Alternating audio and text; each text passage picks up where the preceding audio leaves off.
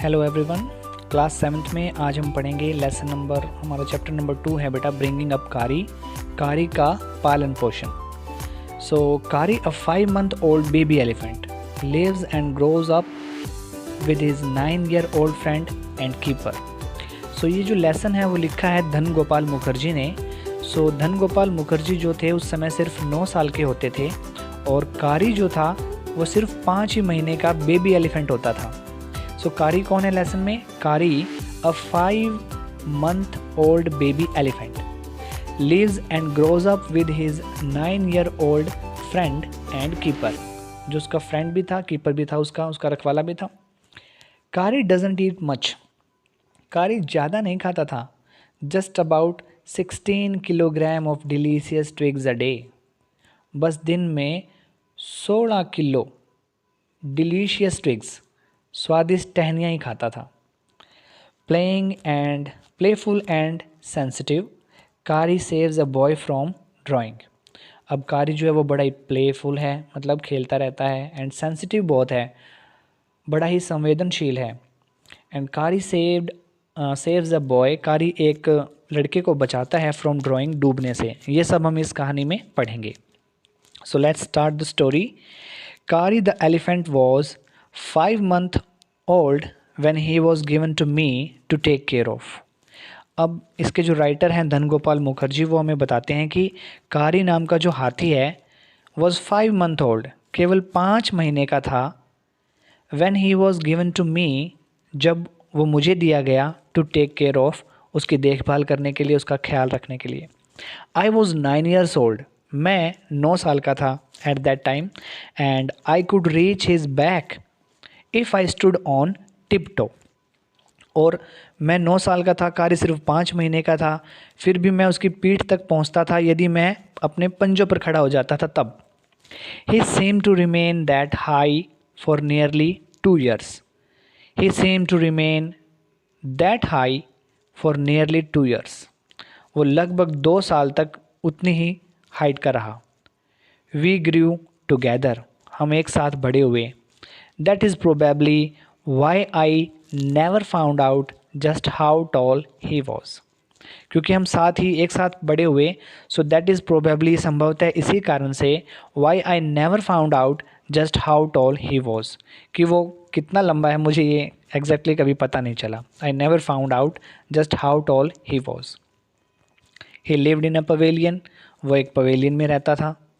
Under a thatched roof, thatched होती है कच्ची सी छत, घास फूस की बनी छत जो है उसे हम थैच्ड रूफ कहते हैं। Under a thatched roof which rested on, जो कि टिकी हुई थी, ऑन थिक ट्री स्टम्प्स, पेड़ के मोटे मोटे तनों के ऊपर।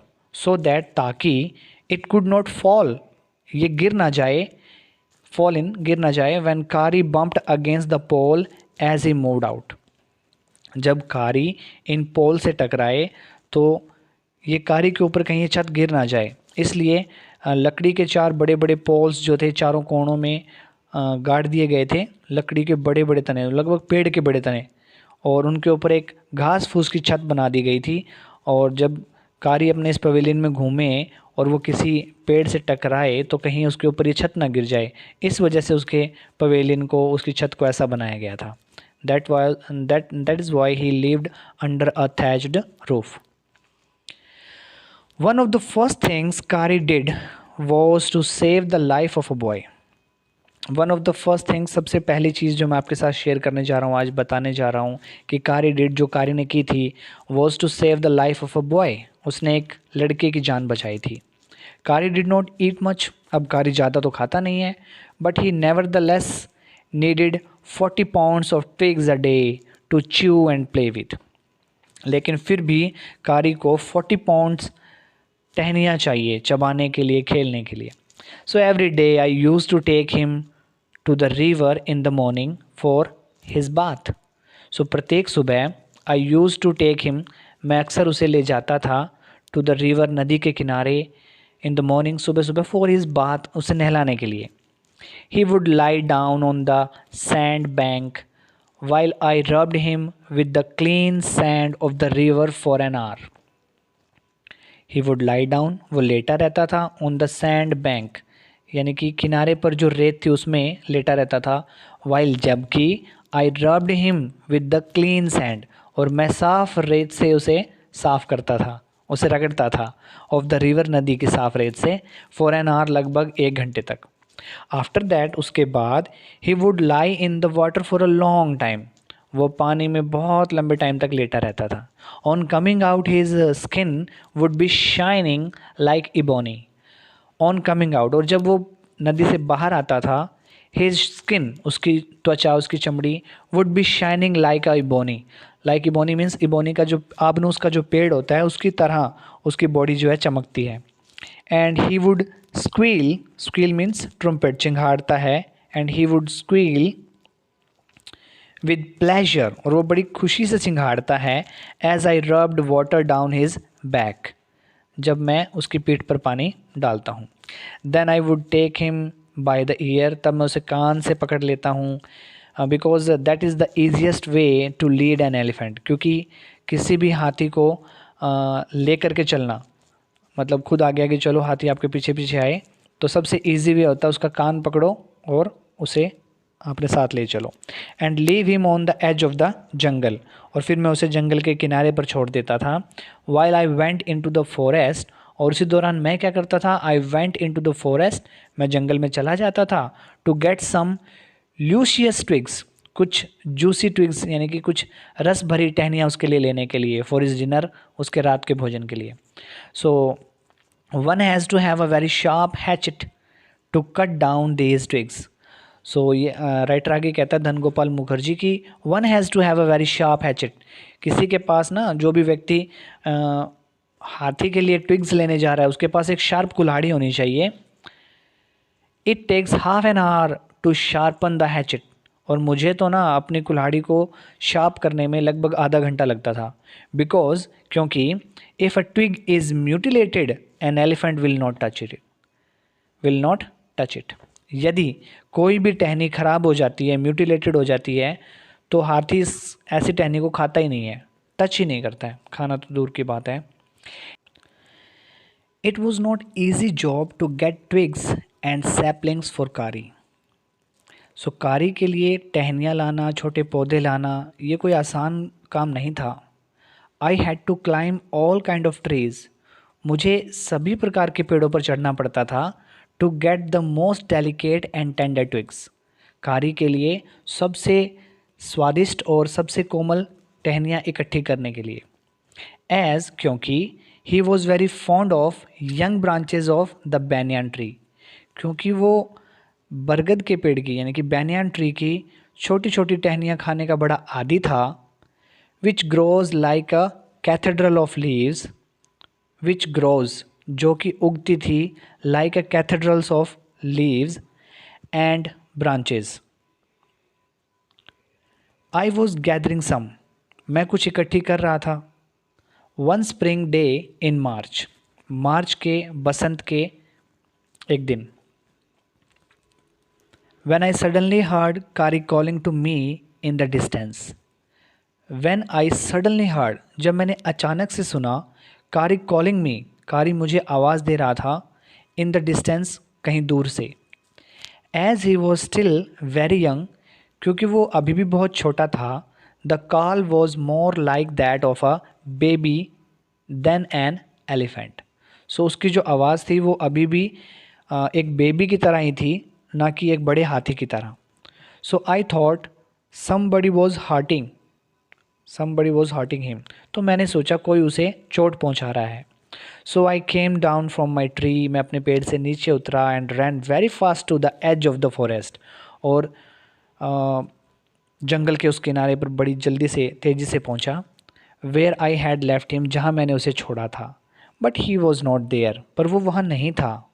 आई लुकड ऑल ओवर, मैंने हर जगह देखा, but I could not find him, लेकिन मुझे वो कहीं नहीं मिला। I went near the edge of the water, मैं नदी के किनारे पर भी गया, मतलब पानी के किनारे पर भी गया। एंड आई सा अ black something struggling above its surface, और मैंने वहाँ पर क्या देखा, आई सा अ ब्लैक समथिंग, एक कोई काली सी चीज़, स्ट्रगलिंग अबव इट्स सरफेस, पानी के धरातल पर जैसे स्ट्रगल करती हुई मुझे दिखी कोई काली सी चीज़। देन इट रोज हायर, फिर वो थोड़ी कुछ ऊपर उठी, and it was the trunk of my elephant, और मुझे पता चला कि ये तो मेरे हाथी की सूंड है। I thought he was drawing, तो मुझे लगा कि वो डूब रहा है। आई वॉज हेल्पलेस, मैं बिल्कुल असहाय था। Because I could not jump in to the water, क्योंकि मैं पानी में कूद नहीं सकता था। And save the 400 pounds of him, और 400 पाउंड के उस हाथी को नहीं बचा सकता था। Since he was much higher than I, और क्योंकि वो मुझसे बड़ा भी था। बट आई सा his back rise above the water, लेकिन मैंने देखा कि उसकी पीठ जो थी वो पानी से ऊपर थी। And the moment he caught my eye, और जैसे ही उसने मुझे देखा, ही बिगेन टू ट्रम्पेट, उसने चिंघाड़ना शुरू किया। And struggle up to the shore, और स्ट्रगल करता हुआ किनारे पर आ गया। Then still trumpeting he pushed me in to the water. Then still trumpeting, और उसके बाद अभी भी चिंघाड़ता हुआ, he pushed me in to the water, उसने मुझे पानी में धक्का दे दिया। And as I fell in to the stream, और जैसे ही मैं नदी में गिरा, आई सा, मैंने देखा, a boy laying flat on the bottom of the river, एक बच्चा जो था वो, एक लड़का जो था वो नदी की तलहटी पर बिल्कुल फ्लैट लेटा हुआ था। He had not all together touch bottom but was somewhat afloat. He had not all together touch the bottom, उसने अभी वो बिल्कुल धरातल पर नहीं पहुंचा था, बट वॉज समवट अफ्लोट, और अभी भी थोड़ा थोड़ा वो तैर रहा था, मतलब अभी भी पूरा वो ज़मीन को लगा नहीं था। I came to the surface of the water, मैं पानी के धरातल पर आया, सरफेस पर आया। टू टेक माई ब्रेथ, अपनी सांस मैंने भरी।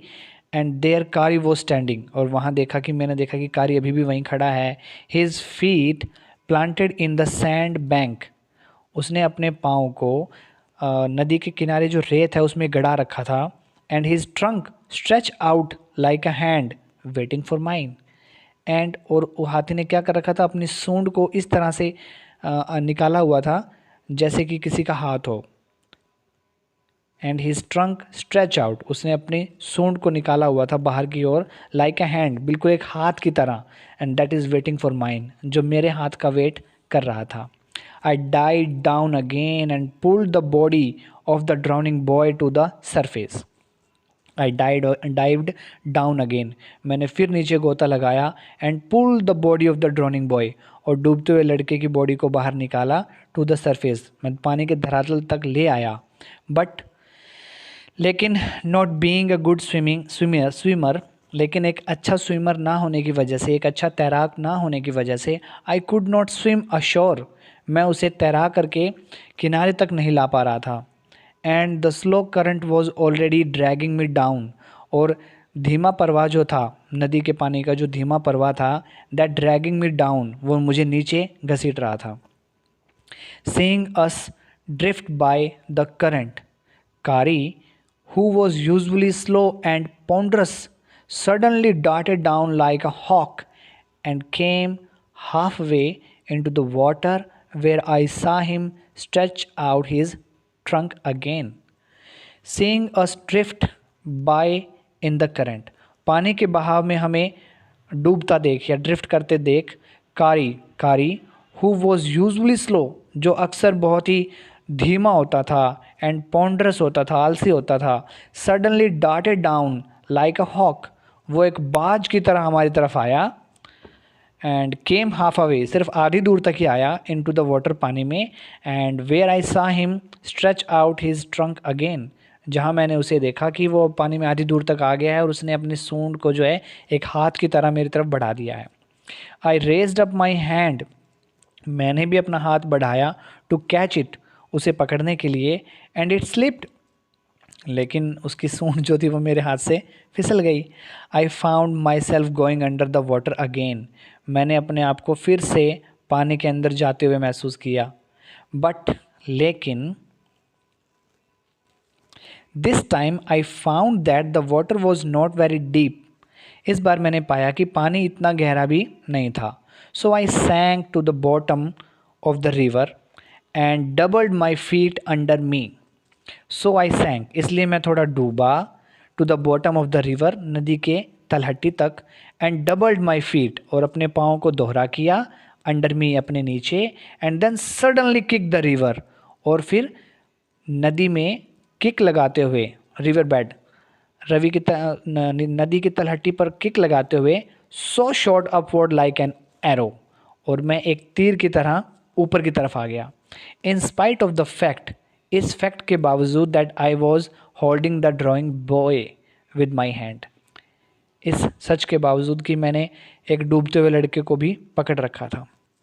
As my body rose about the water, और जैसे ही मेरा शरीर पानी से ऊपर आया, I felt a lasso around my neck, मैंने अपनी गर्दन के चारों ओर एक फंदा महसूस किया। लेसो होता है फंदा।